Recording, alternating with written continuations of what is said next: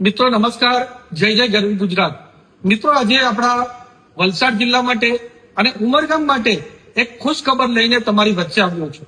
જે ઉમરગામમાં રહેતા લોકો અને ઉમરગામમાં જે અપડાઉન કરતા લોકો વર્ષોથી જેની માંગણી કરી રહ્યા છે કે ઉમરગામ રેલવે સ્ટેશન ખાતે ફ્લાઇંગ રાણીનું સ્ટોપેજ મળવું જોઈએ, એના માટે ખાસ કરીને જ્યારે હું સાંસદનો ઉમેદવાર બન્યો, સાંસદ બન્યો અને હાલ સંપન્ન આપણી નગરપાલિકાની ચૂંટણી હતી ત્યારે પણ અમે વચન આપ્યું હતું કે આપણે ઉમરગામ રેલવે સ્ટેશન ખાતે આપણે ફ્લાઇંગ રાણીનું સ્ટોપેજ અપાવશું. અને એના માટે ખાસ કરીને દેશના આપણા પાર્લામેન્ટની અંદર દેશના રેલવે મંત્રી અશ્વિની વૈષ્ણવજીને મળીને લેખિતમાં અનેક વાર રજૂઆત કરીને એમને અમે સમજાવ્યું કે ઉમરગામ આજે એક ઔદ્યોગિક કેન્દ્ર બનીને ઉભરી આવ્યું છે, જ્યાં લાખો લોકો રોજગારી મેળવે છે અને અપડાઉન પણ કરે છે.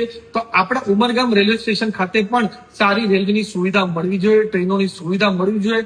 આપણા અશ્વિની વૈષ્ણવજી પણ એકદમ સારા મંત્રી છે અને આ બધી વસ્તુ સમજી અને આજે ખાસ કરીને આપણા દેશના રેલવે મંત્રી અશ્વિની વૈષ્ણવજીએ લેખિતમાં આપણા ઉમરગામ ખાતે ફ્લાઇંગ રાણીનું સ્ટોપેજ મંજૂર કર્યું છે.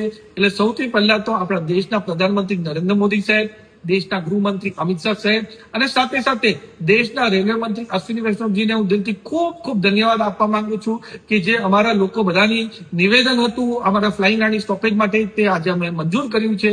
એના માટે દિલથી ખૂબ ખૂબ ધન્યવાદ કહેવા માંગુ છું અને મારી ઉમરગામની જનતાને પણ હું ખૂબ ખૂબ શુભેચ્છા અને અભિનંદન આપવા માંગુ છું કે આપણે બધા સાથે મળીને એક સારી પોઝિટિવ ઝુંબેશ ચલાવી એનું આજે સુખદ પરિણામ આવ્યું છે કે આપણે ઉમરગામ ખાતે ટ્રેનનું સ્ટોપેજ, ફ્લાઇંગ રાણીનું સ્ટોપેજ મંજૂર કરી દીધું છે.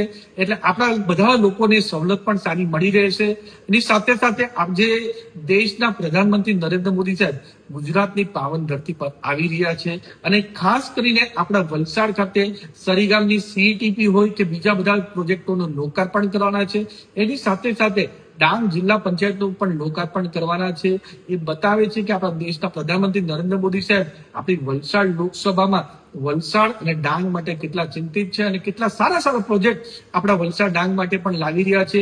તો આપણા દેશના પ્રધાનમંત્રી નરેન્દ્ર મોદી સાહેબને દિલથી ખૂબ ખૂબ ધન્યવાદ કહેવા માંગુ છું. અને આવનારા દિવસમાં જે રીતે નરેન્દ્ર મોદી સાહેબ વિકસિત ભારતનો સંકલ્પ લઈને ચાલી રહ્યા છે એ જ રીતે આપણે બધા સાથે મળીને વિકસિત વલસાડ ડાંગ લોકસભા પણ કરાવશું. ખૂબ ખૂબ ધન્યવાદ.